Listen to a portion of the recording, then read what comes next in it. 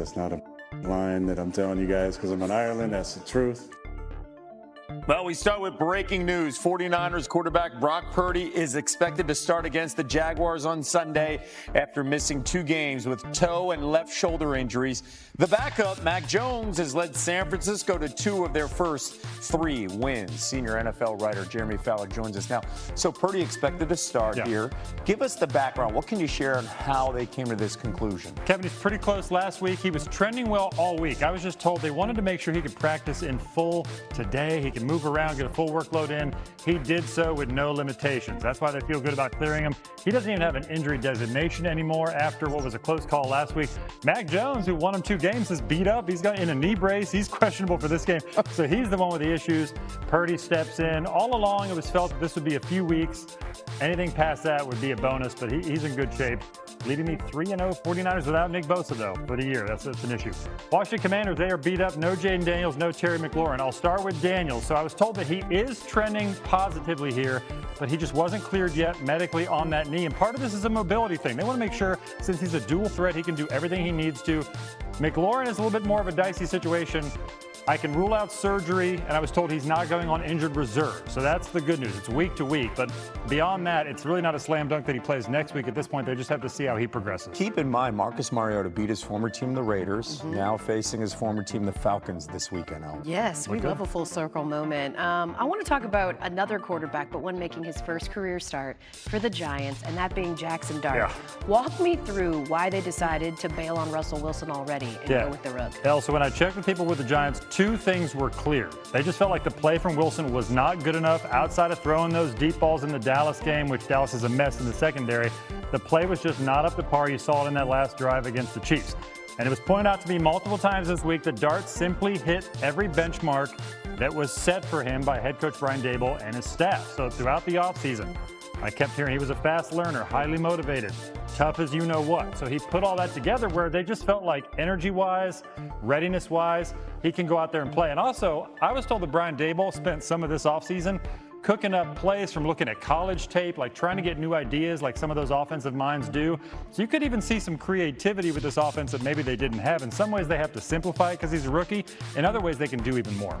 It feels a little bit like baptism by fire because quarterbacks making their first career start against the Chargers are 3-17 in the Super Bowl era, but 2-2 since 2019. Jay Fowl with the latest around the NFL. Thanks, Ben. Thank you. Chargers are undefeated. 6 undefeated teams left. 2 will face off in Tampa. The Eagles visit the Bucs. Philly has won 19 of 20 games, a franchise record, but that whole streak started after the Bucs dominated them a year ago, 33-16 in Week 4.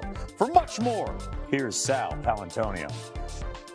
Hey there, Kevin. Bucs quarterback Baker Mayfield has been dealing with a painful bicep injury in his throwing arm, listed as questionable for Sunday's game against the Eagles. He didn't practice much this week, but when I saw him on the field today, he looked fine throwing the football. And Todd Bowles told me that Baker Mayfield will be, quote, ready to go. He wouldn't miss this game for the world. Remember last year, Mayfield 30 for 47, 347 yards, 2 touchdowns. Bucs rolled through the Eagles 33-16, but Mayfield told me the Super Bowl champs under Vic Fangio have a much more seasoned defense, a much more difficult defense to deal with.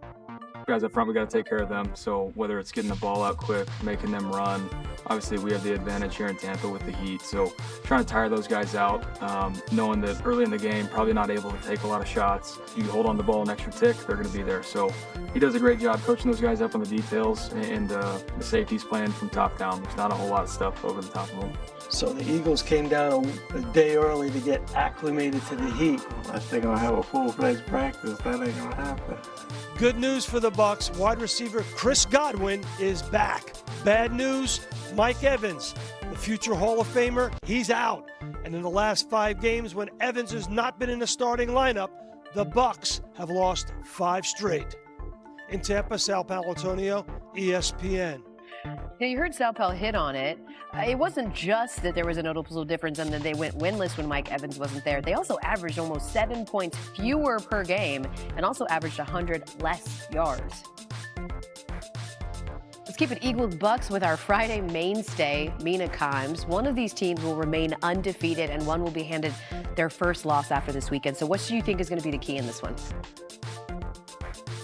I think for Tampa, you really have to run the ball better than you've been running it all year long. The return, hopefully, of Tristan Wirfs, I think, will help in that regard. But for me, it has a lot to do with the matchup. This Eagles defense has two vulnerabilities. One is the second cornerback position. Without Mike Evans, that's something that's going to be a little bit hard for the Bucs to attack. We'll see what they do with Luka in terms of where they align him. But I think this run game can take advantage of the Eagles' light box-centric run defense, which Al is 30th in run defense and success rate against the run. So I'm looking for that combination of Bucky Irving, Rashad White, that gap scheme run game to take advantage of that. And if they do, I think they can help control the flow of the game. Yeah, you're right. The Bucs haven't been consistent, but they do have some explosive capabilities. They've got 12 rushes of 10-plus yards this season, tied for the fourth most in the NFL.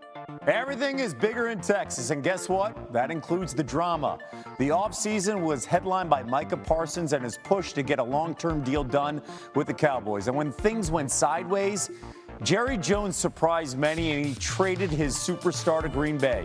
Exactly 1 month later, Michael will make his return to Arlington on Sunday.